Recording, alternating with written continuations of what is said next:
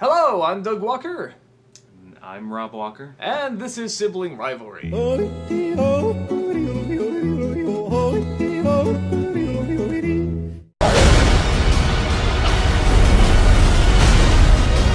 So okay, after years and years of trying to avoid the Twilight franchise, my brother has finally been subjected to a Twilight movie. Thank you for that. A long-standing record broken. Finally broken. I cannot explain the chills of excitement I have for that. As you know, I have loved the Twilight movies for how enjoyably bad they were, except for the last one that can rot in hell. And we finally have this one, the Breaking Dawn Part 2, which is by far the crowning achievement of absolute horridness. I'll take your word for that, having not seen the other one. It is like, okay, so the first one I always said was like the most enjoyably bad, and then they sort of get less enjoyable in how bad they are, like they're just unpleasant. But this one goes right back to how batshit crazy, stupid, idiotic, bland, flat, and it goes to all new levels. It's I was very excited by how bad it was. You're right. You were very excited. It was like, it was me and Uncle Yo and Skitch and Y Ruler of Time. Critical Marine was with us. Yeah, and I'm sure he's going to go back to base camp or whatever and report that pretty and get much laughed at. It was like 7 guys who went into this movie Seven theater. guys swallowing their pride, walking in like manly men. And lots of beer. Getting lots of beer too. and saying, 7 tickets for Twilight, please. It was... Okay, you know those Mystery Science Theater, those 3 little a-holes that sit in front of the screen and make fun of the movie? Imagine 7 of those guys, because we would not shut the hell up. Oh, I'm surpurrend we weren't ejected from the Yeah, theater. no, I'm like, we really just would not shut the hell up, but it's impossible not to! This movie is so horrendously Uncle bad! Yo was the worst. He was on my right, and he is shouting at the screen just every second. Just He thinks, what?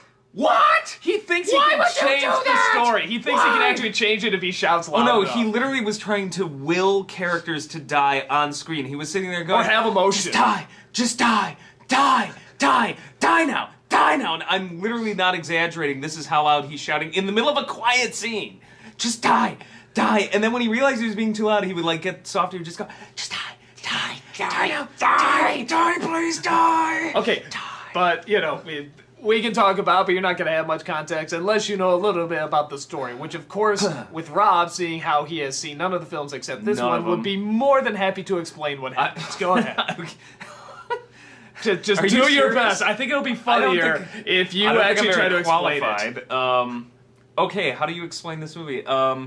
There's this girl who is kind of hot until she talks, and then the hotness levels drop. Drastically. Who I guess is a vampire because her eyes are red, and she can move like the Flash, and has like Superman powers. And exploits it to ultimate extremes. I mean, literally, like, they have to go get a book. And it's like, shoo! And like, she's back, and it's like, dude, you could have just walked. They didn't do this in the other movies. Every second they're speeding up the film, and it looks like a Benny Hill sketch. It's really crazy. She's a vampire, but like, she feeds on animals because she's a nice vampire. I don't. Oh no, you missed the tofu vampires. That I forgot to explain. Oh, the toe vampire. Okay. Yeah, pretty much. So she's a toe vampire, or she eats only cougars, which when you look like that, okay. So she is currently married, yet still looks like she's dating James Franco, I think is what he looks like to me. Like, if you cross the new Spider-Man dude with James Franco, you mesh them together, and his name is Edward. He's a vampire too, and then they have some weird, freaky alien baby that grows up insanely fast like Spock in Star Trek 3. it's like, I don't know if that forest is like the Genesis forest, but this baby who is CGI. A CGI baby. They could not afford a baby in this, and it is the worst. There's a lot of bad effects. This is the worst effect. This CG baby. It looks like that baby on the baby food labels. They just cut it out and pasted it over No, this you know what it is? It's CG creepier thing. than that damn baby that's hawking the E-Tray thing. Yeah, it looks like the E-Tray baby. I'm gonna totally talk like an adult voice and hook you up. No, dude, no, you gotta totally go like E-Tray. That looked more convincing. Yeah, take that and make it even creepier.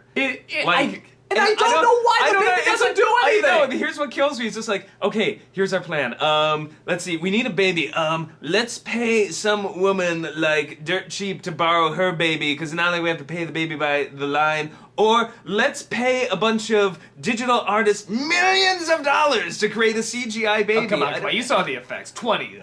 Okay, yeah. Tens and tens of dollars to make this baby. Which for Twilight is a big budget. Because we've all known the effects in these movies have been unbelievable. Oh, and it's creepy. And I guess, like, there's a scene or two where I get why they did it. It's like, oh, well, they want the baby to, like, touch Edwards or touch her cheek or something. It's like, and, okay, you know, that babies hand. can't You act. can CG a hand. You can CG okay, a hand, that's but they okay. CGI'd Not the a whole face. baby. They CGI'd hell. You could have gotten a sack of flour and pasted a Gerber baby face on it. It would have looked more convincing. realistic. They should have just gotten like one of those like, you know, dolls, you know.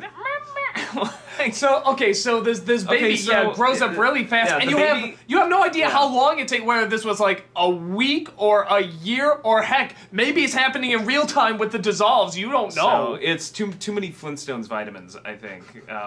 10 million strong and growing and growing and growing, and holy shit, you're really tall. So then there's a baby, and then the other dude that I guess she was dating at some point, Slater from Saved by the Bell. That's what he looks like to me. Jacob. Yeah. I just called him Slater. Like literally, he walks in and I was like, oh, it's Slater. And every time he walks in, all the girls in the audience go, woo! So I guess he kind of like has custody of this child, or there was a kidnapping and an Amber Alert was issued, but nobody cared, and he brings the child back like, hey, you know, check her out, and like, you're the mother. He checked her out. Yeah, so he's like, oh, you're the mother, so like, you need to get attached, but not too long, because you may eat her or something. I don't get that, but because the child is like, could be an immortal, like, there's a bunch of nasty-ass vampires wearing way too much, like, clown makeup and, like, opera getup in, like, Italy somewhere. Well, led by Andy Serkis. I mean, it's not really Andy Serkis, but it really looks like him. I was like, who did that dude look like? He looks like an Andy Serkis cross with, like, Napoleon with, like, Snape hair. Yeah. Like, you know, from Harry Potter, and he's all like, I want this child because I'm trying to assemble some group of, like, vampiric X-Men. No, he's Chris Kattan from Goth Talk. Yes, that's who he is. I'm so spooky. I'm going to go there and steal your baby, Bella.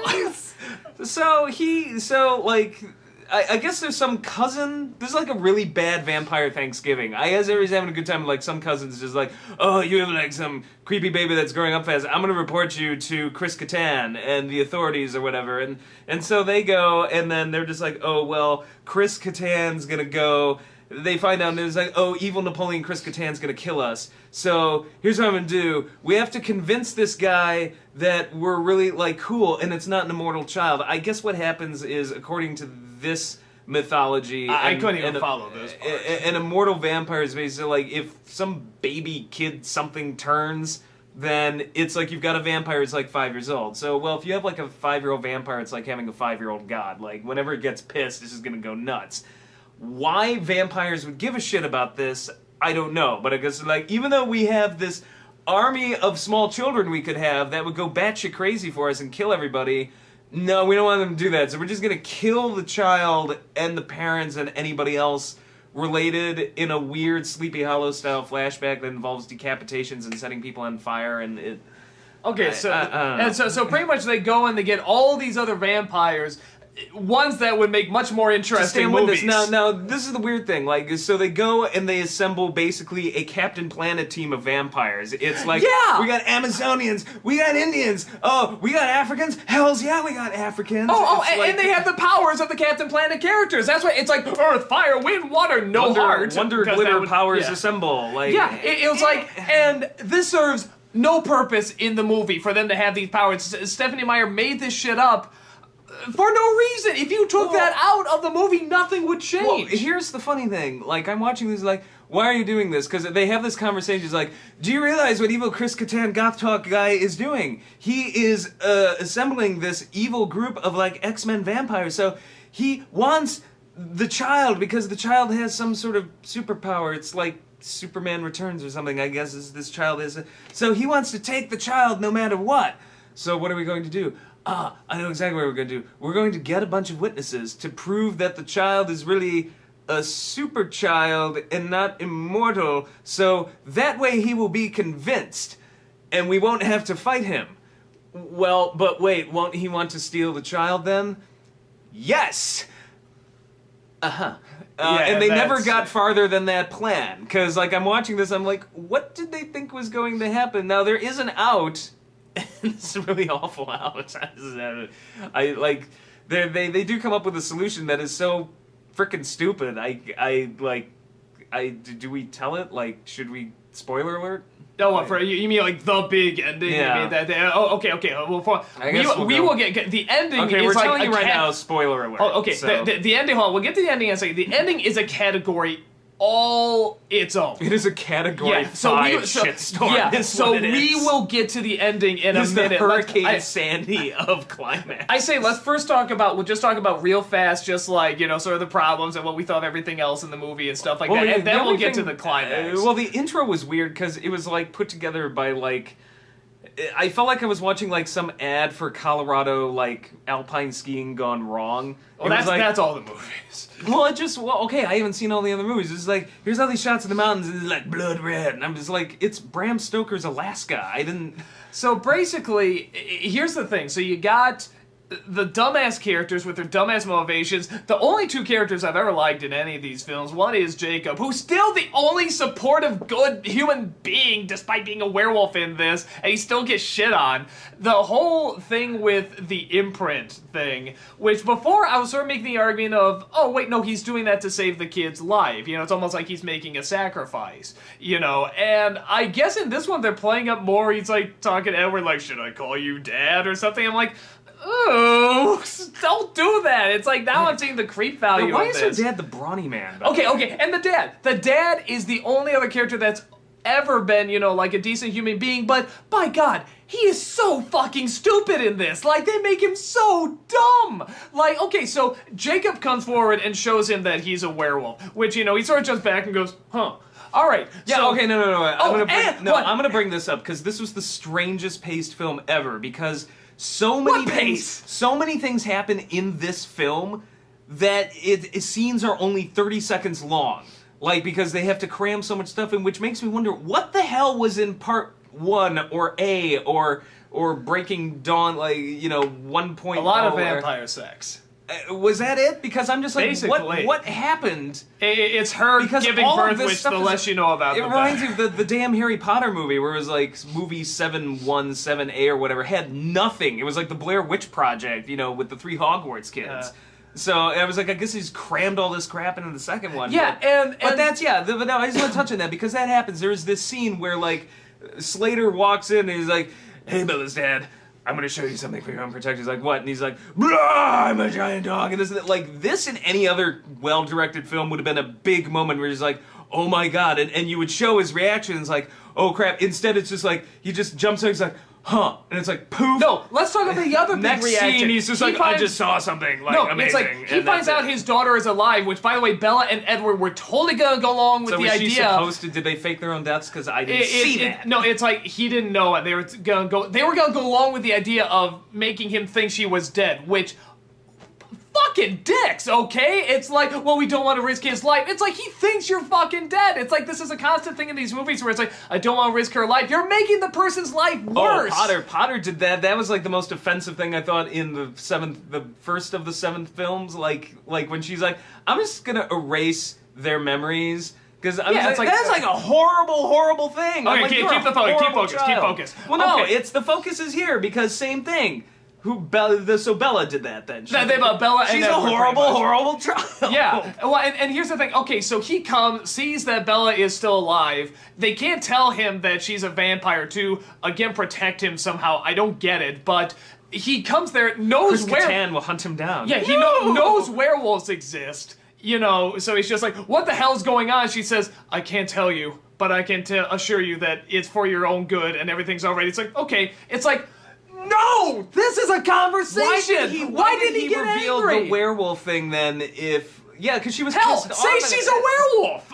Yeah, I mean, why not just say that? I mean, there's so many other... And you know what? That's offensive to him, like, you know, that she doesn't trust him. I mean, and like I said, this is the only other, like, decent human being. And then they constantly send him off on trips. He's like, oh, okay, derpy. He, like, never questions anything. Does he ever come back? I don't remember seeing him. No, we never see him again. Most of the characters that they build up in this movie, you never see at the very end. Jacob disappears practically at the end. The daughter, I think, sort of does, too. Okay. So you have all this dumb shit going on. You have... these other vampires come in, which will make much more interesting movies. They're there to bear witness. So they're on the side of like the they want to protect the girl, pretty much, the immortal Bella, whatever, by testifying in her good name, because that's gonna work, I guess. Okay, so bottom line, I mean, with everything else, the acting is horrendous. The cinematography actually gets a little good, as well as the music. But the logic and all that stuff, everything that made the first one so enjoyably dumb is in the first 2/3 of this movie. Now, this is where we get into spoilers. If you don't want to know, don't watch it. I think you know what our opinion is, but we have to talk about the last third of this movie. This last third just, like, exceeds the expectations of stupid. You won't believe. Earthly clue. So, alright, so you got all the bad vampires lined up, you know, the people if you want to see this spectacularly awful ending for yourself without it being spoiled, turn this review off now. I mean, this is point no return here. Okay. I didn't like the movie. I'll say that much for you, just so you know where I'm coming from. It was pretty to look at, but that was about it. And what were your thoughts quickly before we go into this? It's so enjoyably dumb. Yeah. It has to be witnessed. It was laughably bad, but it was so enjoyable pay for money me to see that. I am so glad I paid money to see this, because this was like, I loved it for how bad it was. This was back to formula for the Twilights for me, for how enjoyably bad they are. But let's get into this last third now. Let's get into the climax. So all the bad vampires are lined up, like the extras from Eyes Wide Shut, with the mask and everything, the hoods. It's like gladiators. It's like one row just one long line, of all dudes dressed in like black cloaks, and then another row of like your scrappy Captain Planet, Wonder Team assembled. And you got sort of the good vampires and the good werewolves there too. And they go, and the Andy Serkis vampire hamming it up like mad. This dude. Okay. Like mad. The funniest line in the movie, we couldn't stop laughing. I thought we were gonna get kicked out for this. I couldn't thought stop we were laughing. gone. What sets it off? There was some line. No, it's when they bring the girl down, because the girl apparently can touch people and show them that, that's the truth, that she really is immortal or whatever. Or she's not immortal. I don't know. She's cool, pretty much. Something sets him off. She comes down and funny. He sees the child first. He goes, the child, bring her to me. It's like the child catcher. Yeah. And pretty much the child comes forward and he looks at her, and just suddenly, out of nowhere, we're not even exaggerating this. Do I do it in unison? Okay, yeah. Okay. 1, 2, 3. He literally makes that sound. In fact, I think we're doing it subtly. It is the sound like a drunk makes when he's having a really, really good piss. Like he's been holding it in for hours and he's breaking his. He's just like, just standing at the urinal, just like, We just lose it. I think the rest of the theater starts laughing too at this. Carl's just Carl's laugh was the best. He just goes. So he does that, and he says, so he for whatever reason, lets out this dumbass laugh. We couldn't hear the line after because it was so silly. And then, but then he starts arguing, what if this child, who, yes, is very powerful, is not immortal, but is very powerful, can still kill and is a danger? Should we still get rid of this child? I'm thinking we should. Yeah, for someone who's supposed to be the villain, he's very much like, no, I will listen. Bring forth your witnesses. No, I was okay with that. I was okay with him like at you late because I like that. But it just was weird. Is he a villain or not? You've anyone that goes is a villain. But you've had an hour and a half of build up, and this guy is very much not that villainous when all things are considered. He's like, I'm just doing it for the best of my kind, and this and that. He's like, I want to assemble a team of awesome vampires. I'm like, that's pretty cool. I would probably be with this guy. I'm not gonna lie. And then Alice, who I guess is the vampire that can actually show people the future, gets visions of the future. Oh yeah, interesting thing I didn't realize, vampires are like the Planeteers. They can like control the elements. They're the X-Men. Bella has some sort of weird power too. Vampires are Bella has like some like shield power. The Invisible Woman's shield, whatever that is. Yeah, and like some dude can like control the elements, like more Stephanie Meyer made up shit. I mean, yeah. You know what? All I'm gonna say is this Mormons have a very interesting take on mythology. That's all I can say. Do not insult Mormons that way, just Stephanie Meyer. Okay, Stephanie Meyer has a very interesting... Let's keep the focus again. We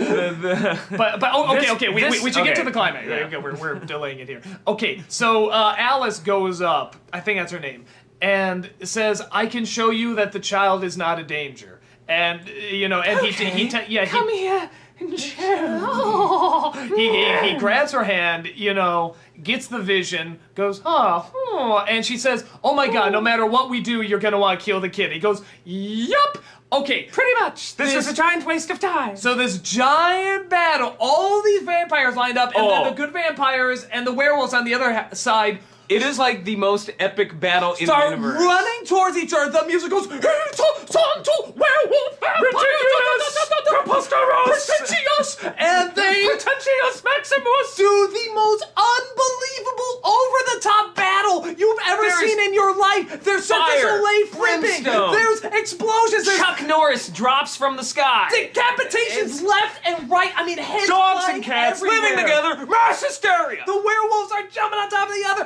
Edward and Bella are like I said, they're doing gymnastics, they're using each other like the Wonder Twins, like they're working together. My jaw hit the ground. I was applauding. I'm like, yes! Yeah, I was like, we're actually getting into this. We're like, holy shit, this is really stupid, but it's kind of awesome. Just got real. This one kid, whatever who controls the elements, slams his fist into the ground. The ground breaks open. Yeah, the ground breaks, falling in. What?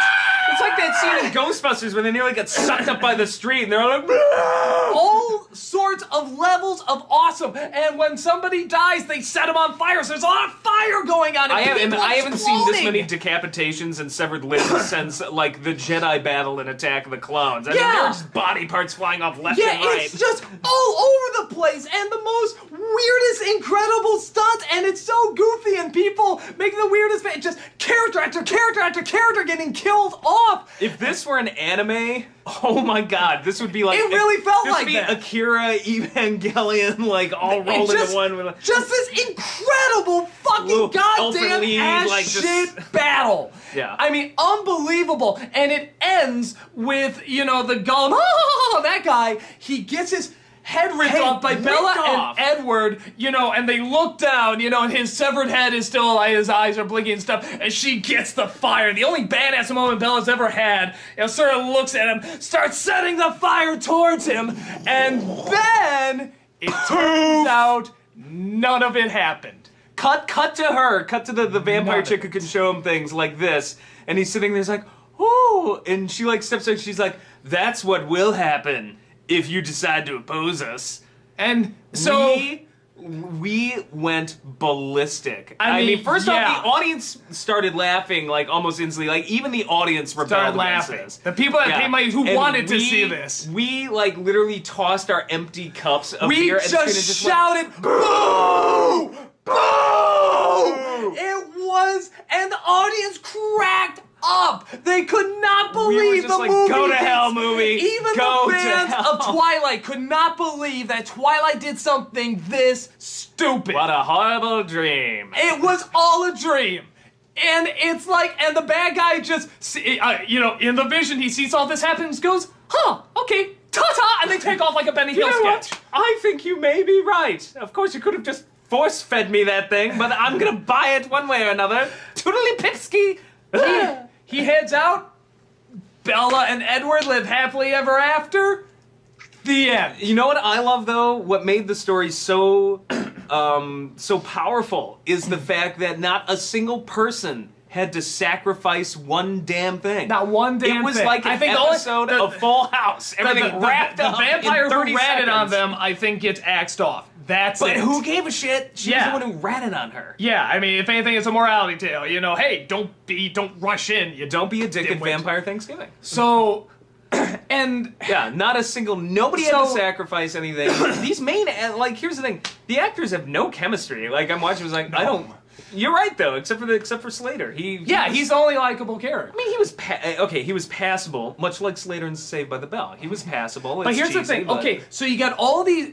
Take out all these other characters that would have been interesting. Take out the daughter, who should be the most fascinating character in all the movie, gets something like 3 lines. Take out Dakota Fanning, who I think gets 2 lines. Take out this story that has a ton of logical stuff. It doesn't make sense young in every Dakota other Twilight Fanning was movies. creepy. Old Dakota Fanning, even creepier. She's only gotten creepier as Take she's out aged. all that stuff. Take out all the things that usually make a Twilight film bad. This ending that suddenly gives you something actually awesome in Twilight and then tells you that it was Super Mario Brothers 2, the shit never happened. It is its own fucking category. It's the Super Mario Brothers 2 of vampire movies. It is. It's the dumbest, most insulting resolution, Though it was fucking ever. Though it was cool when Bella picked up that giant turnip and defeated Wart. Yeah, she could fly too. That was interesting. Yeah. But no, she can fly. Oh yeah, that's right. Yeah, she can actually. She kind of does it like there's that opening scene where she hops off the mountain, and it was pretty much like Princess Peach in Super Mario 2. She does that floaty thing. So you can see why we had to talk about it, because something that awesome and yet totally ruined. It's like Twilight almost had something awesome in it. Something still dumb, but awesomely dumb. And it just totally threw it in the crapper. How can anyone think that would work? It's the equivalent of having the twist at the end of Empire Strikes Back after all of that be Luke wakes up and goes, oh my god, what a nightmare. No, what was it? Was it Dynasty? Was that the one where it's like the last couple or no. seasons were a dream or something? Oh yeah, Yeah. They should have just cut to Patrick Duffy in in the shower. I mean, it's really like that. It was the most insulting thing you could throw even at Twilight fans. It is Twilight. No, even at Twilight fans, because even the audience there was laughing. And they didn't need us to boo it. Like, they were giggling even when they saw that none of that was happening, that it was all a vision.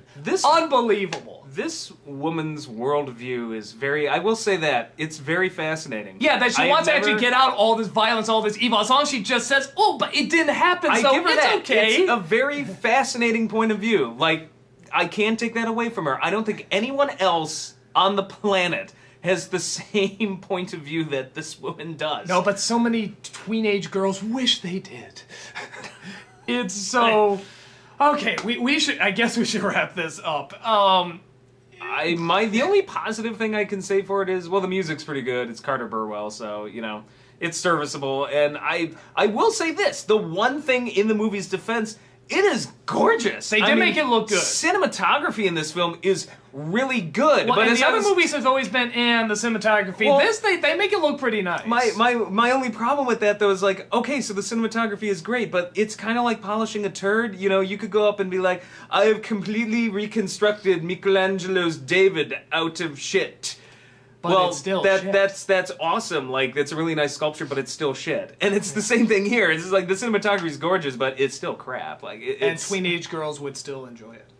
I'm not a teenage girl, so all I know is I am a man above 30 who ended up seeing Twilight, and I didn't get it.